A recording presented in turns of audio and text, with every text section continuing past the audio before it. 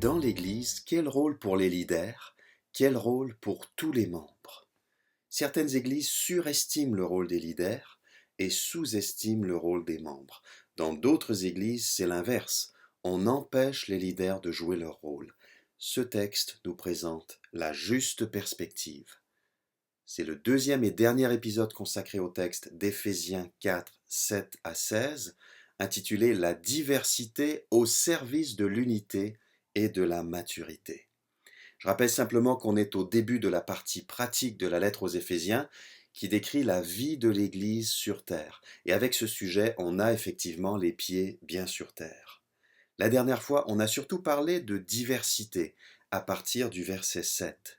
Diversité à la fois parmi les membres de l'Église, puisque chacun a reçu une part différente dans l'œuvre de Christ. Diversité aussi parmi les leaders donnés à l'Église, apôtres, prophètes, prédicateurs de l'Évangile, bergers, enseignants. Au début de notre texte, les projecteurs étaient donc braqués sur la diversité. Mais dans la suite du texte, du verset 12 au verset 16, on découvre que cette diversité, elle est au service de l'unité et de la maturité du corps. D'abord, au verset 12, Paul nous dit pourquoi Christ a fait don de ses leaders à l'Église. Il a fait don de ces hommes pour que les membres du peuple saint soient rendus aptes à accomplir leur service en vue de la construction du corps de Christ. L'objectif de Christ est clair. Pour que les membres du peuple saint soient rendus aptes à accomplir leur service. Autrement dit, le rôle des leaders, c'est pas de faire tout le service eux-mêmes, c'est plutôt de rendre les chrétiens aptes au service, c'est-à-dire de les former, de les préparer, de les équiper, puis de les mettre au travail. Pour les leaders, ça implique le fait d'être des modèles que tous les chrétiens peuvent observer et imiter. Ça implique aussi que les leaders passent du temps avec les chrétiens pour leur montrer comment servir dans tel ou tel domaine. Les leaders doivent donc apprendre à déléguer. Mais ce n'est pas uniquement une histoire de délégation. Déléguer sans former, c'est dangereux. On forme, puis quand les personnes sont prêtes, on délègue. Mais attention, tous ne se verront pas confier les mêmes responsabilités. Je rappelle que le verset 7, au début de notre texte, affirme que chacun de nous a reçu la grâce de Dieu selon la part que Christ lui donne dans son œuvre. Les leaders doivent donc aider tous les membres à répondre à la question: quelle grâce ai-je reçue pour le service? Quelle part Christ me donne-t-il dans son œuvre? Et quand les choses deviennent claires, souvent ça se produit sur le terrain, au fil des essais plus ou moins fructueux dans différents domaines de la vie de l'Église, quand les choses se précisent, la formation peut s'accélérer et s'intensifier. Et quand chacun est à sa place, c'est tout le corps de Christ qui se construit, d'après la fin du verset 12. Paul combine ici deux métaphores, l'Église en tant que construction et l'Église en tant que corps. Son objectif, c'est de souligner la croissance de l'Église. L'Église est le corps de Christ, mais elle est aussi en pleine construction. Chacun se retrousse les manches pour participer à cette construction. Qu'est-ce qui se produit quand le corps de Christ se construit de cette façon? On a les résultats dans la suite du passage, les versets 13 à 16. L'unité et la maturité apparaissent de plus en plus et s'entremêlent de façon magnifique. Trois résultats au verset 13. Ainsi, nous parviendrons tous ensemble à l'unité dans la foi et dans la connaissance du Fils de Dieu. C'est un premier résultat. Plus tôt dans ce chapitre, Paul a affirmé que l'unité existe déjà et qu'il nous suffit de la conserver en 4.3. Ici, l'angle d'attaque est un peu différent parce qu'on est invité à parvenir à l'unité, à l'atteindre, en particulier dans le domaine de notre adhésion commune à l'enseignement chrétien. La foi, c'est le contenu de la foi, ce en quoi on met notre confiance.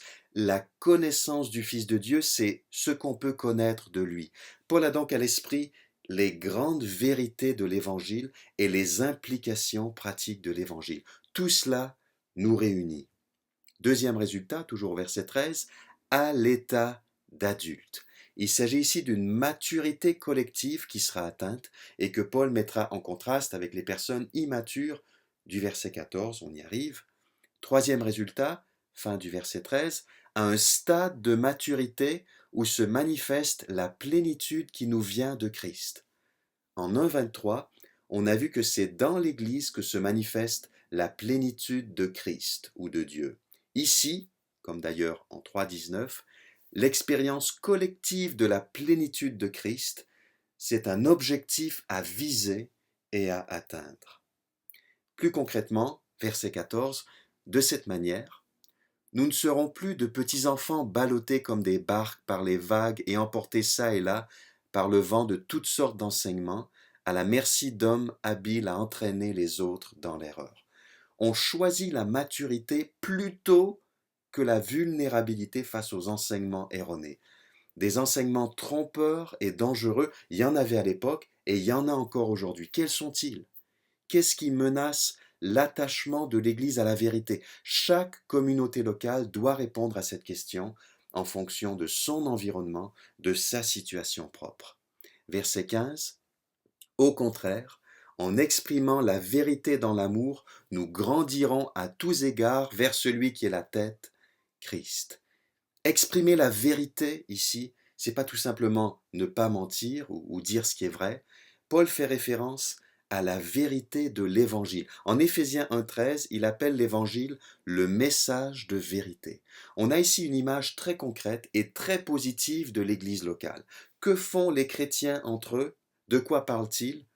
Pas seulement de la pluie et du beau temps ou de l'actualité, ils se redisent la bonne nouvelle les uns aux autres. Voilà leur actualité prioritaire. C'est cette nouvelle-là qui les intéresse le plus. En d'autres mots, dans l'amour, les chrétiens se rappellent les uns aux autres qu'ils sont aimés de Dieu et pardonnés par Jésus-Christ. Laissé à soi-même, on est porté à douter de l'amour de Dieu, à remettre en cause son pardon. Se prêcher l'évangile à soi-même, c'est indispensable, mais ça ne suffit pas. On a tous besoin que nos frères et sœurs nous rappellent de différentes manières, avec tact et avec amour, que Christ nous aime. C'est cela qui nous fait grandir vers celui qui est la tête ou le chef de l'Église, Christ. Notre croissance est ainsi orientée vers Christ, nous croissons en lui. Verset 16, c'est de lui que le corps tout entier tire sa croissance pour s'affermir dans l'amour. Non seulement notre croissance collective se fait vers Christ, selon la fin du verset 15, mais elle se fait aussi à partir de lui. Christ est à la fois la source et la direction de notre croissance. Et le corps qui croit, il s'affermit dans l'amour. Voilà un bon critère pour évaluer la croissance de notre Église locale. Au-delà des chiffres, au-delà des apparences, au-delà des programmes, est-ce que notre Église s'affermit dans l'amour? La croissance de l'Église selon ce texte, elle est qualitative avant d'être quantitative. Bien sûr, l'une n'empêche pas l'autre. Il serait ridicule de célébrer l'absence de croissance numérique, mais choisissons bien nos priorités. Toujours au verset 16, à partir du corps, à propos du corps, sa cohésion et sa forte unité lui venant de toutes les articulations dont il est pourvu, pour assurer l'activité attribuée à chacune de ses parties. Certains commentateurs ont fait la suggestion suivante. Les articulations, ce sont les leaders qui étaient mentionnés au verset 11, qui jouent un rôle particulier dans la croissance. Les articulations du corps guident certains mouvements, elles stabilisent, elles orientent les différentes parties du corps. Fin du verset 16, elles assurent l'activité attribuée à chacune de ces parties. Cette interprétation est tout à fait plausible et elle a l'avantage de bien résumer l'ensemble du texte, Éphésiens 4, 7 à 16, en insistant à la fois sur le rôle particulier des leaders, qui sont les articulations du corps, et sur la place unique de chacune des parties du corps. Chaque membre a son importance. Quelle est la vérité centrale de ce texte? Orientés par nos leaders, impliquons-nous pour que le corps de Christ croisse en unité et en maturité. Reconnaissons que nos leaders jouent un rôle stratégique et indispensable. Ils nous orientent, ils nous équipent, ils nous aident à trouver notre place. Mais ne les laissons pas faire tout le travail. D'ailleurs, ce serait décourageant pour eux. Appuyons-les, soutenons-les, demandons-leur comment on peut s'engager. Et ayons l'humilité de les laisser nous former ou nous orienter vers des formations.